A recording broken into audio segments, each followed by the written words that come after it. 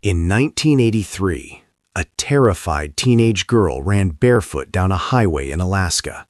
She was handcuffed, bleeding, and screaming that a man with a plane was hunting women in the forest. It was a freezing night outside Anchorage.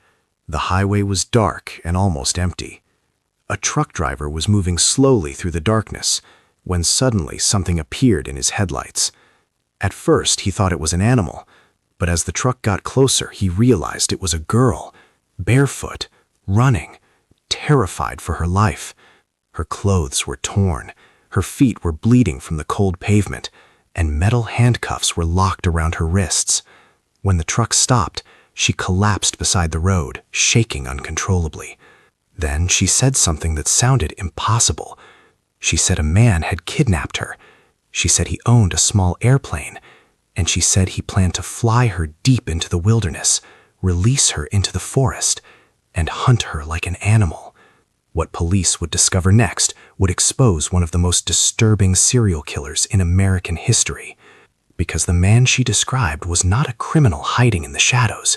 He was a baker, a family man, a quiet neighbor that everyone trusted.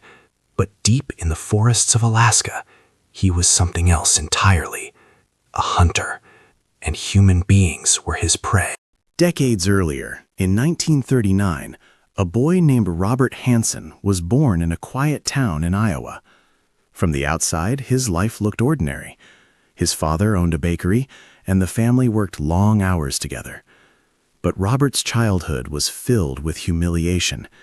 He had a severe stutter that made speaking painfully difficult. Every sentence felt like a battle. Kids at school mocked him constantly. On top of that, he developed severe acne that left deep scars across his face. The bullying never stopped. Classmates laughed at him. Girls rejected him. Slowly, anger began building inside him. And the more he was rejected by people, the more he began escaping somewhere else. Robert eventually discovered something that changed how he saw himself: hunting. When he stepped into the forest with a rifle, everything felt different. There were no bullies, no laughter, no humiliation, just silence and the hunt. He became extremely skilled at tracking animals. He could follow footprints in mud, broken branches, bent grass. He learned patience, control, precision. In the forest, Robert Hansen wasn't the awkward boy everyone mocked. In the forest, he was the predator. In 1960, something happened that should have been a serious warning. One night, a school bus garage in his hometown suddenly burst into flames. The building was destroyed. Police quickly discovered who started the fire: Robert Hansen. He was arrested and sentenced to 3 years in prison.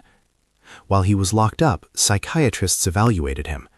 Their reports described him as deeply resentful and emotionally unstable, especially toward people who rejected him. But after serving less than 2 years, he was released, and no one imagined the monster he would eventually become. In 1967, Hansen decided to start fresh. He moved thousands of miles north to Anchorage, Alaska. At the time, Alaska was booming with opportunity. People from all over the country were moving there, and it was easy for someone to disappear into a new life.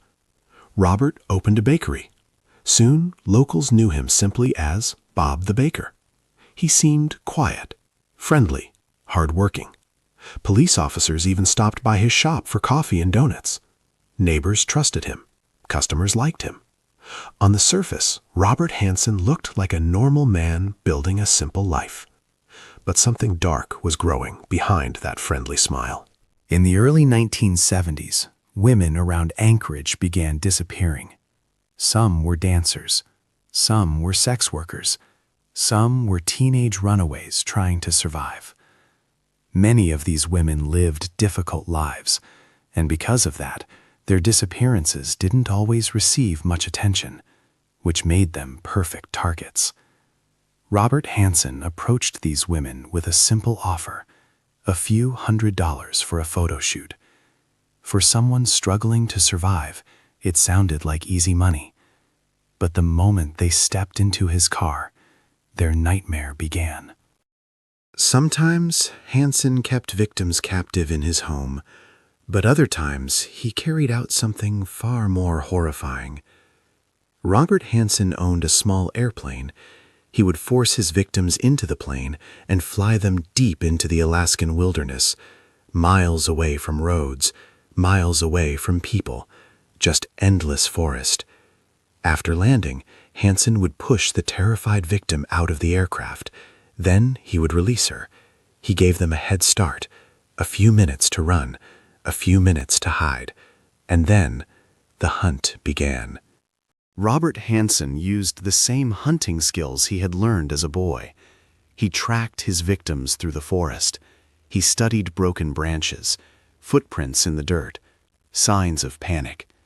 He knew exactly where frightened people might hide, and eventually, he always found them. When he did, he raised his rifle and pulled the trigger. For Hansen, this wasn't just murder, it was a hunt.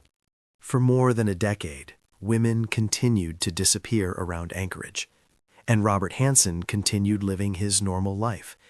Every morning he opened his bakery. He served customers. He smiled politely. He talked with neighbors. He went home to his family. No one suspected the quiet baker was secretly one of the most terrifying serial killers in America. Then, in 1983, everything changed.